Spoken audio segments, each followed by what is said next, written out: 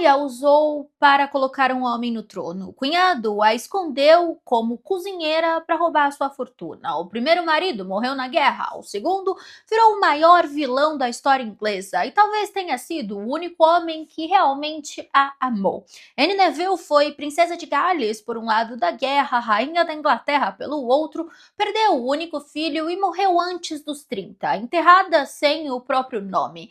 Oi, coroados e curiosos, eu sou a Steph e hoje a gente vai contar como a filha do fazedor de reis passou a vida inteira sendo trocada, escondida e julgada por lados rivais, até desaparecer quase por completo da história que ela ajudou a construir. Em 11 de junho de 1456, nasceu a segunda filha de Ricardo Neville Richard, conde de Warwick, o fazedor de reis, e de Anne Beauchamp. Como comentamos, o pai dela não era um nobre qualquer, era o homem mais rico e mais poderoso da Inglaterra, depois do próprio rei, com terras suficientes para bancar um exército particular, e boa parte desse poder territorial gigantesco vinha do seu casamento com a Anne Beauchamp, herdeira dos condados de Warwick e Salisbury, um dos maiores complexos territoriais de toda a Inglaterra medieval. Só que ele não teve nenhum herdeiro para receber toda essa fortuna, e sim duas filhas, a Anne e a mais velha, Elizabeth. Numa Inglaterra onde herança e casamento decidiam guerras, isso já transformava as duas meninas em um alvo político do tamanho de um reino, desde o nascimento. A Anne cresceu no castelo de Middleham, em Warwickshire, dividindo teto e infância com os dois primos distantes que o próprio Warwick criava, o George e o Ricardo, irmãos mais novos do rei Eduardo IV. E o Ricardo, que seria o Ricardo III, seria seu marido anos depois. Warwick tinha ajudado a botar o Eduardo IV no trono em 1461, participando inclusive da vitória sangrenta de Taunton naquele mesmo ano, com estimativa de mortes passando de 20.000 homens numa única tarde de neve. Só que a aliança foi rachando com o tempo, principalmente depois que o Eduardo se casou escondido com Elizabeth Woodville e ainda por cima elevou a família Woodville inteira. Ele acabou, Warwick, fazendo um levante em 1469. Fracassou, tentou de novo e teve que fugir para a França. E lá, sem exército próprio suficiente para voltar sozinho, tomou a decisão que ia definir a vida inteira da filha mais nova, se aliar ao lado que ele passou a vida combatendo, a dinastia Lancaster. Margaret de Anjou, esposa do Henrique VI e a cabeça de fato da causa lancastriana, desconfiava fundo das intenções do fazedor de reis, mas para selar essa aliança impossível, eles arranjaram o casamento entre a Anne Neville, de 14 anos, e o Eduardo de Westminster, filho único do Henrique VI, o herdeiro lancastriano. O noivado foi em Amboise e o casamento provavelmente em 13 de dezembro de 1470 em Angers. Imagina a cabeça dela, uma garota criada dentro da facção York a vida toda, casa de repente com o herdeiro do lado oposto. E o noivo não tinha fama boa não, os embaixadores da época descreviam ele falando animadamente que queria muito decapitar seus inimigos políticos. Olha que hobby legal. A irmã mais velha da Anne, a Elizabeth ou Isabel em algumas traduções, vivia dentro do mesmo roteiro de casamento político, só que um passo à frente. Ela se casou com o George, o Duque de Clarence, em 1469, ainda dentro daquela tentativa frustrada do próprio pai de colocar o genro no trono no lugar do irmão mais velho, Eduardo IV.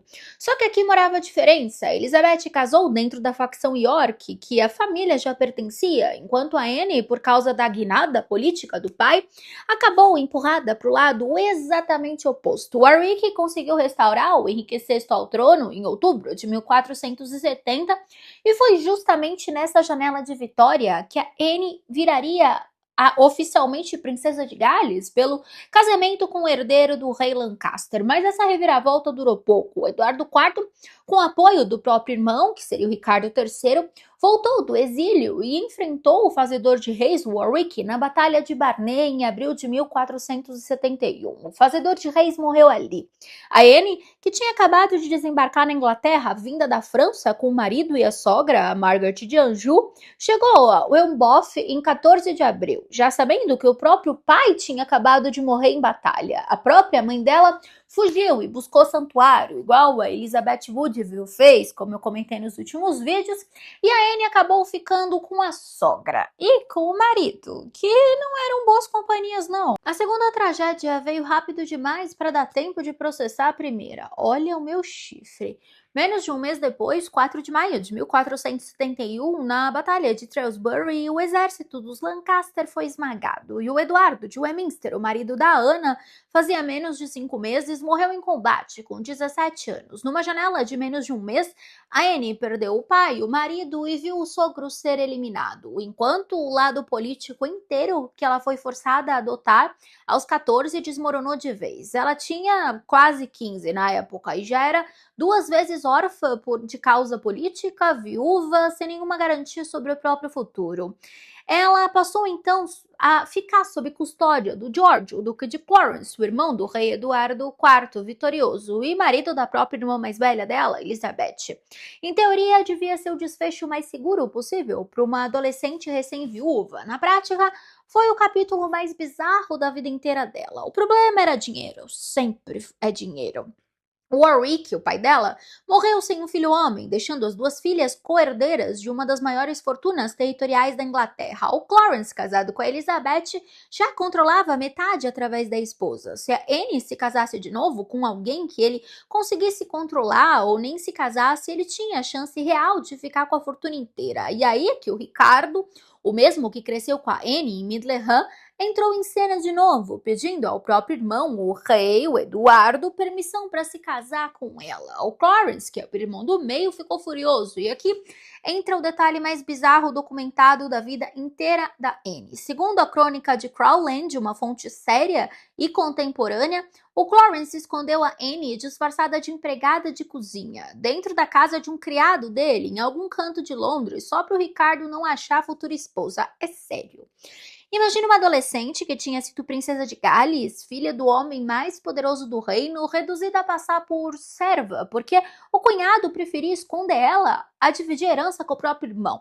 O Ricardo, no final das contas, achou a Anne e a levou para um lugar seguro, o santuário, na igreja de Saint Martin le Grand, em Londres, que pela tradição legal da época, como eu comentei, oferecia aquela proteção contra a remoção forçada, o mesmo mecanismo que décadas depois protegeria a Elizabeth Woodville também. A briga entre os irmãos precisou da intervenção pessoal do próprio rei para resolver. E ficou complicado até para os advogados, porque a mãe da Anne e a Elizabeth, a Anne Beauchamp, ainda estava viva durante tudo isso, o que tecnicamente significava que a herança nem devia ter sido transmitida ainda para as filhas, mas na prática trataram a condessa viva como se ela tivesse morta legalmente, só para dividir a fortuna entre os 2 genros sem esperar. A resolução, então, dividiu a fortuna entre o Ricardo e o George, deixando os 2 incrivelmente ricos, selando tudo isso com o casamento do Ricardo com a Anne, provavelmente em julho de 1472, embora a dispensa papal por eles serem primos só tenha ficado pronta em 1475. E eu acho importante fazer uma distinção aqui. Isso continuou sendo um casamento político, ao contrário do primeiro casamento da Anne, aqui pelo menos parece que, se não houve amor, pelo menos houve carinho entre os 2. Eles passaram anos vivendo juntos em Middleham quando eram jovens, criaram o filho também ali depois do casamento e apareciam como um casal que dividia a mesma casa e a mesma rotina. Isso não prova um conto de fadas medieval, mas também não combina muito com a imagem do marido monstruoso que ficou famosa séculos depois. A irmã da Anne, Elizabeth, morreu em 1476, meses depois de dar à luz, provavelmente de ou complicação ao próprio parto ou tuberculose, que seria a mesma doença que a Anne faleceria depois. Existe um boato na época, sem comprovação, de que ela teria sido envenenada por um rival político dentro da corte. Tanto que o marido dela levou isso tão a sério, George, que usou tão convenientemente que mandou matar uma criada da própria esposa morta, sem nenhum julgamento justo. Ele estava cada vez mais instável e acabaria sendo executado em 1478 por ordem do próprio irmão, Eduardo IV, acusado de traição. Tem até aquela história de que ele foi executado afogado num barril de vinho. vinho. Eu posso contar para vocês novamente como foi isso, porque eu contei num vídeo, eu acredito que do ano passado. Enfim, depois de casados, o Ricardo e a Anne se instalaram principalmente em Midlingham, e o filho único do casal, Eduardo, nasceu entre 1473 e 1476, depende da fonte. Só que a vida do casal mudou de patamar em 1483. O Eduardo IV morre repentinamente em abril, deixando herdeiro o próprio filho, Eduardo V, que só tinha 12 anos. O Ricardo, tio do menino, assume como Lorde Protetor. Só que aí, ao longo dos meses seguintes, você já sabe, eles simplesmente desapareceram. E o Ricardo acabou assumindo o trono como Ricardo III. E a Anne foi coroada em 6 de julho de 1483 em Westminster, junto com o Ricardo, numa procissão elaborada até a abadia com a nobreza inteira presente. Olha o peso simbólico disso. A mesma mulher que foi princesa de Gales pelo lado lancastriano, casada à força com o herdeiro de Henrique VI, agora virou rainha da Inglaterra pelo lado York, o lado oposto da mesma guerra. Nenhuma outra mulher em toda a Guerra das Duas Rosas ocupou posição de topo nas duas facções rivais. Pouco tempo depois, em 24 de agosto de 1483,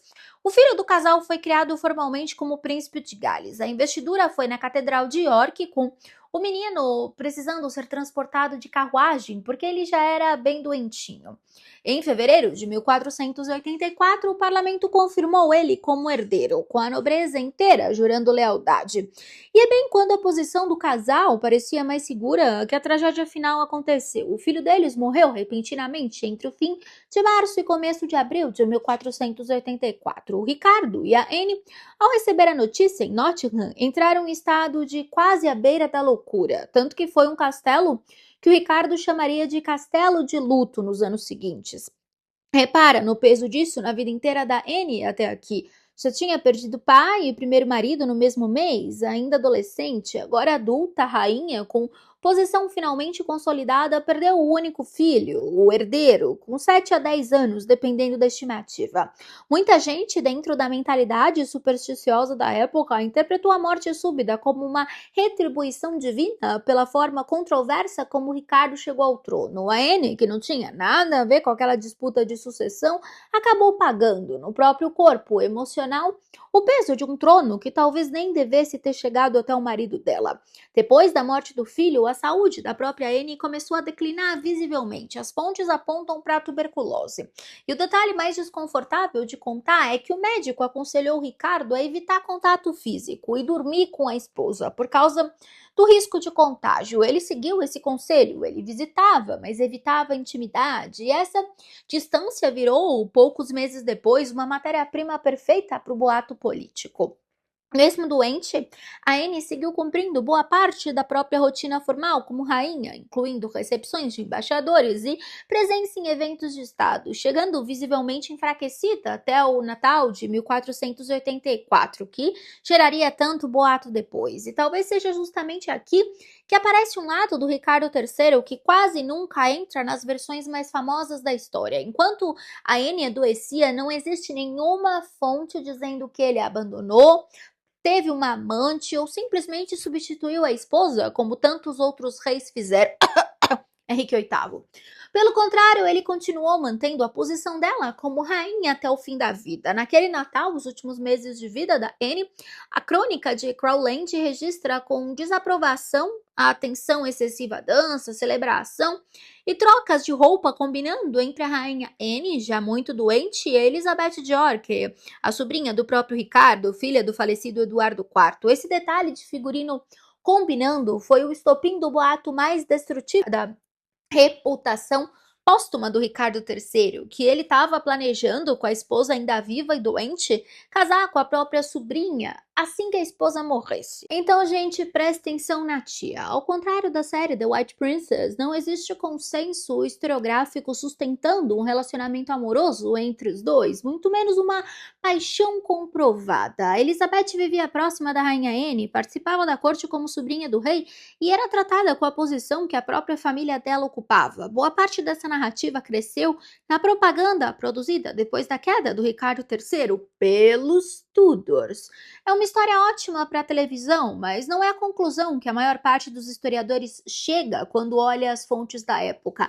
Dizem até que existe uma carta da Elizabeth de York que dizia que queria se casar com o tio, mas só sobreviveu uma cópia, então ninguém tem certeza de nada. Eu acredito que não, porque ela tinha um ódio muito grande pelo tio, né? Porque os próprios irmãos desapareceram da torre e ninguém sabe até hoje se foi o tio ou não. Eu cheguei até a fazer um vídeo para vocês sobre porque eu acho que não foi o Ricardo. Tem aqui no canal, inclusive. Enfim, aí em 16 de março de 1485, a Anne morreu no Palácio de Westminster aos 28 anos, depois de reinar menos de 2 anos completos. E tem um detalhe que parece invenção de roteirista, só que foi registrado de forma consistente. Ela morreu no dia do grande eclipse. A superstição em torno do eclipse como presságio de queda de rei era uma crença de toda a Europa medieval, o que ajuda a explicar porque essa coincidência específica ganhou um peso simbólico tão grande dentro do próprio registro histórico. Não precisa acreditar em presságio nenhum para reconhecer que ela deu munição gigante para os inimigos políticos do marido dela. A Anne foi sepultada na abadia de Westminster em 25 de março de 1485, com aquela honra formal condizente com rainha, mas num túmulo que não tinha identificação visível, não tinha o nome dela, perto da porta da Capela do Confessor. Só em 1960, quase 5 séculos depois, que ficou assim, ó, com a placa comemorativa instalada por iniciativa da Sociedade Ricardo III. 5 meses depois da morte da Anne, em 22 de agosto, o Ricardo III morreu em combate na Batalha de Bosworth Field, derrotado pelo Henrique Tudor. Quase nenhum retrato confiável da Anne chegou até hoje. Os contemporâneos descrevem ela como bem pequenininha de estatura, com aparência considerada agradável, mas não excepcionalmente notável para os padrões estéticos da própria época, nada como, por exemplo, a beleza lendária da Elizabeth Woodville. A ausência quase completa de um retrato confiável dela é em si mais um sintoma do próprio apagamento histórico que definiu a memória dela. Nem a aparência física ficou registrada com o mesmo cuidado dedicado a outras rainhas do mesmo período. E agora eu te pergunto, por que a filha do fazedor de reis, que atravessou os dois lados opostos da guerra civil mais famosa da história inglesa, sumiu tanto da memória popular enquanto o próprio marido virou um vilão shakespeariano encenado até hoje? Talvez porque vilão da bilheteria e mulher usada como tabuleiro político, mesmo protagonizando reviravolta atrás de reviravolta, historicamente nunca foi considerado uma personagem principal o suficiente para merecer o próprio palco. A mesma dinastia Tudor, que apagou a reputação do Ricardo III, também não teve motivo político nenhum para preservar a memória da esposa dele. A Anne não deixou descendente vivo, nem representava ameaça em nenhum legado a ser gerenciado, então ela simplesmente desapareceu do registro histórico popular. Enfim, eu espero que você tenha gostado desse vídeo e você conheça um pouco mais da Anne Neville, porque pouca gente fala sobre ela. E se você gostou, se inscreve no canal, ativa o sininho e vira membro. Nós temos vídeos novos todos os dias, às 8 horas da noite. Beijo grande e até amanhã para o próximo Steph Flix.